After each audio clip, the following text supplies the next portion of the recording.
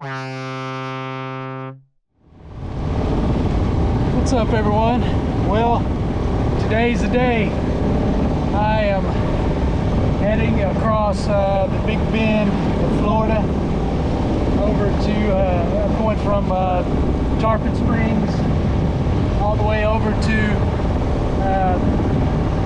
well, it's near Panama City is where I'm hoping to wind up at. It's not the greatest weather window that I thought it was going to be.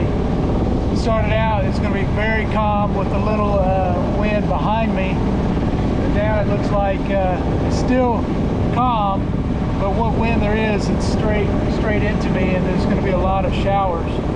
So I don't know if you can see, there's a rainbow in front of me here. So I'm heading into some pretty rainy weather. It's all expected to be calm as far as winds. I think the highest wind is like 10 knots, gusting around 10 knots. Nonetheless, anything can pop up, but it does appear to be relatively calm as far as ocean crossings go. The seas are supposed to remain less than 1 meter, about 2 feet max, which is perfectly fine with me. And anyway, it's I left out at 6 o'clock this morning, and local time, and probably gonna have to motor the whole way. And 6 miles an hour, or 6 knots, I mean, it'll take me 23 hours. Sorry I didn't film earlier. I left out at 6 o'clock from Gulf Harbors behind a friend of mine's house, and navigated through that channel, which is very shallow. And I expected to be daylight at 6 o'clock in the morning. However, it was pitch black, and the only thing I had to go by was navionics. And luckily I made it out there because it is very narrow and very shallow. There was no wind, but that is probably the scaredest I've been on a boat. No wind, no waves, just darkness, navigating through narrow, shallow passage. I hope I don't have to go through that again.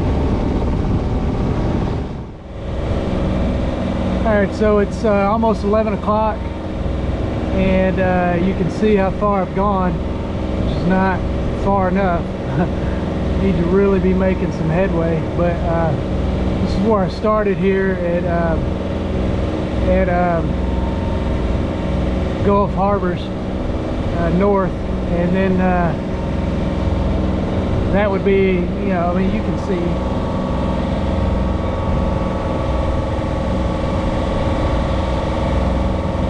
See where I'm at and how far I've got to go. Not very far, probably about 20 miles off the coast.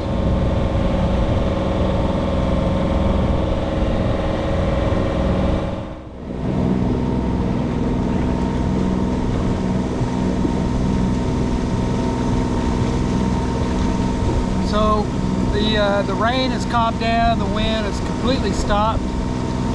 And now I'm just dealing with some probably about 2 to 3 foot swells. I don't know, you probably won't be able to see it. You probably can't see it, but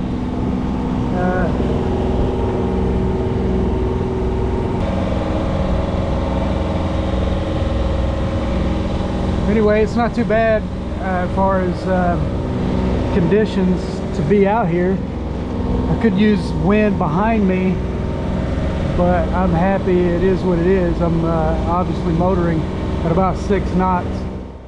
Should be there probably around 7 o'clock in the morning. If I motor all night, it's only about a 24-hour trip, but I'm hoping at some point, and it looks like it will on the weather app, wind get behind me.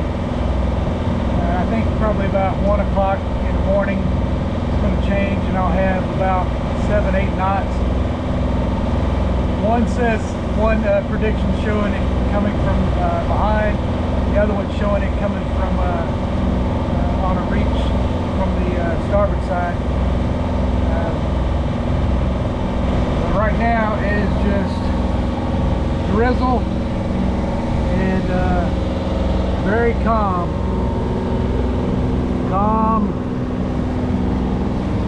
slow swells.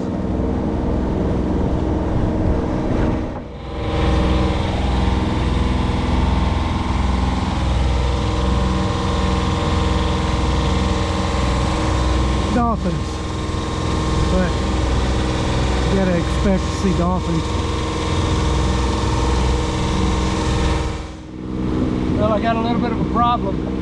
The drain hose from the chain locker, it's got a hole in it, and water shooting in the bow area there through that hose.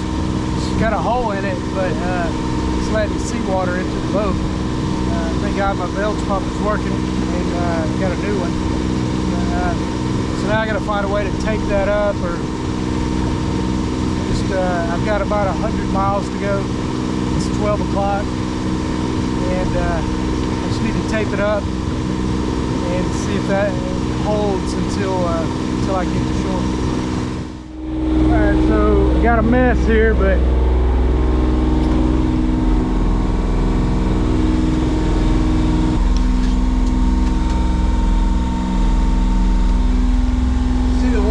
spraying out of there.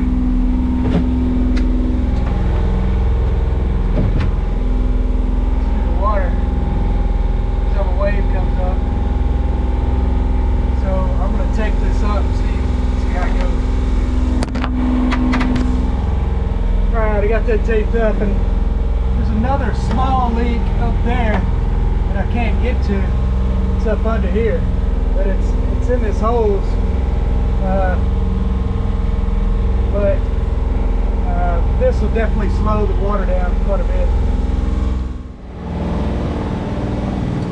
Since it's so mild out here, it's so light, I took my dinghy off the deck, and I've got it back here. Just got it strapped right here, the bridle around the around this, and then just only the back end of it is dragging a little bit. I could pull it up out of the water if I wanted to, but I think that's sufficient right there.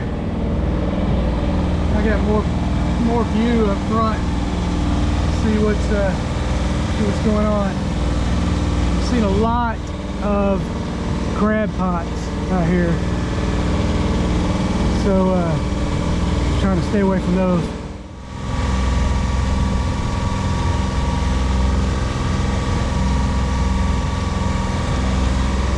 At least I'm not alone out here right now.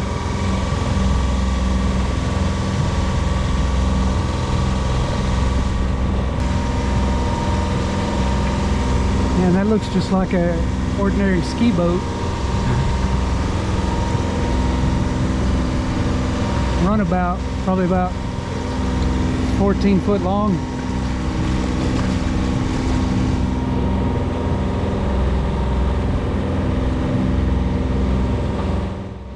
If I get some wind behind me, I'm a little over halfway. It's 5 o'clock, and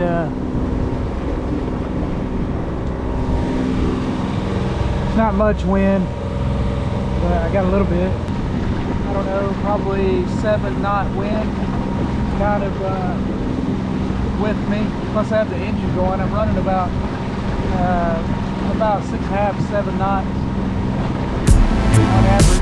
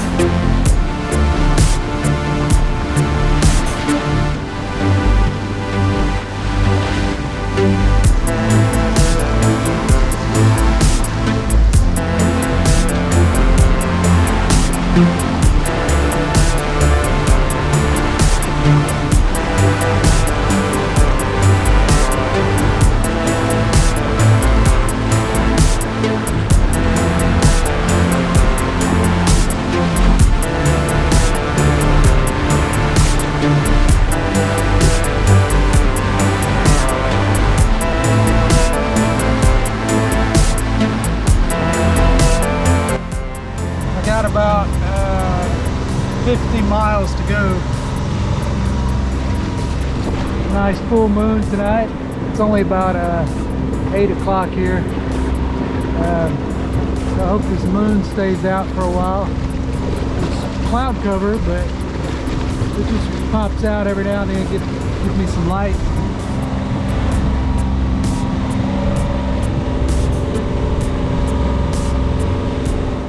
About 9 o'clock at night, and the sea is perfectly calm. I mean, it's the same conditions. Very light wind, slow, soft swell, about 2 feet high, and I'm just fighting through the night. 6 more hours, 7 more hours, but either way, everything's going good. There's not a boat in sight. Pitch black. The moon's out, but the clouds have it blocked right now.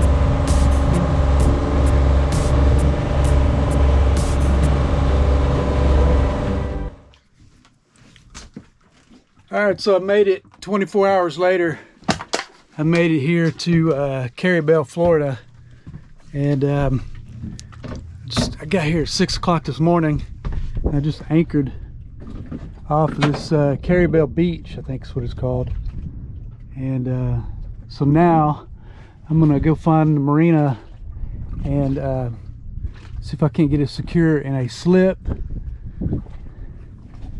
Then I will I'll just leave it here in a slip for a few weeks and come back down here to motor across or down the ICW back to Houston.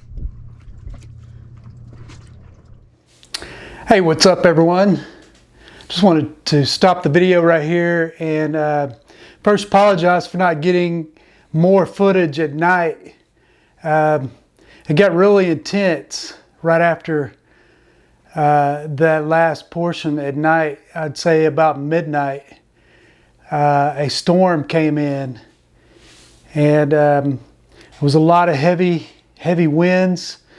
All day the wind had been head on, and the slow rolling 2-foot swells have been coming in from the would be the port side on the beam, and just like someone turned a switch and instantly had heavy wind and huge, I would say 7 to 8 foot swell, or they were more like waves. They were white capping swells coming in from the starboard side beam, and they would come in as pitch black, could not see anything, absolutely nothing.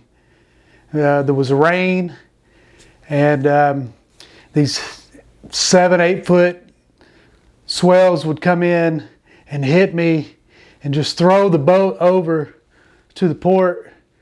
And then it was all I could do. I'm just holding on as tight as I can, hoping the autopilot would keep me in my heading. And but they'd come in threes, so one would hit me and throw me over, and then I would rock back to the starboard side, and then the other one hit me, and just back and forth. They would come in threes, and they were a half second, maybe a second at the most apart. But they would come in threes and just slam me back and forth.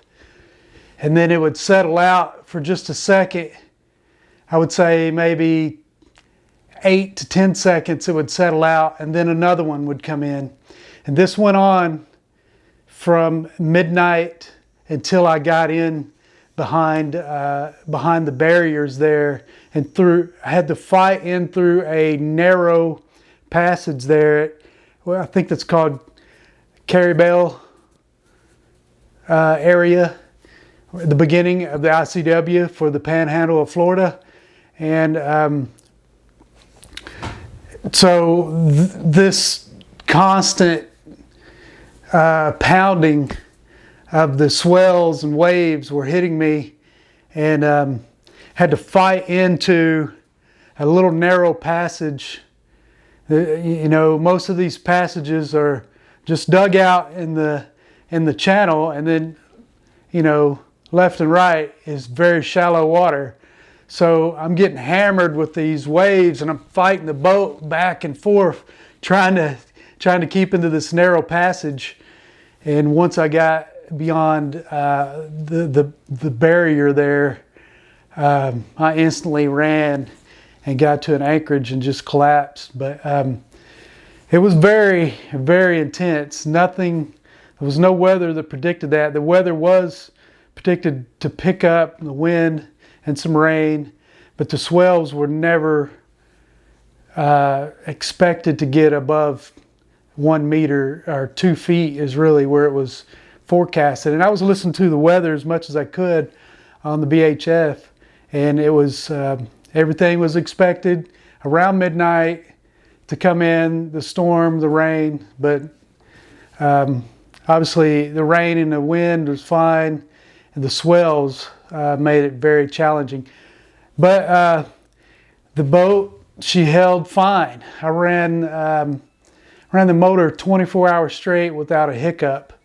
I did have one little fear hiccup after about 50 miles of leaving from was at Gulf Harbors. I just continually would do checks in the bilge. You know, I don't know this boat very well, so I continually would do checks through the hull and everything. And this is the first time I looked under the motor, and it had about a gallon of what looked like transmission fluid. And I really kind of panicked right there and thought, man, I've got to turn around. I got to get back. I thought that my transmission was leaking, but after digging around, I realized it was diesel fuel. And what had happened before I left, I had poured some, taken the jerry can and just filled up the diesel all the way to the brim, or tried to. And I realized now that as I was pouring in diesel, somewhere after the level got so high in the neck of the hose there, it started running back and spilling out into the boat somewhere. So it's something else I'll have to fix.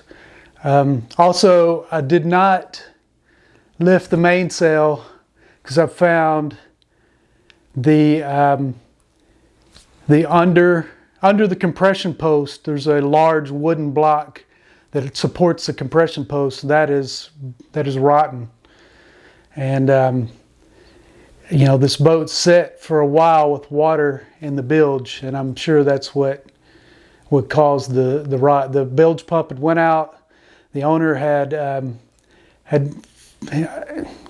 some family issues, death in the family, and had definitely not paid much attention to the boat. And so anyway, water had set in the bilge for a long time, which caused the compression post support, which goes from the keel under the cabin sole, which would support the compression post. That is rotten, and I've got supports under it, but I did not want to use and do not want to use the mainsail until that is fixed, which brought the intensity when those waves were hitting me on the beam of how well the mast was going to hold up with this constant back and forth for hours. I mean, at least 4.5 hours that went on, but it held up very well.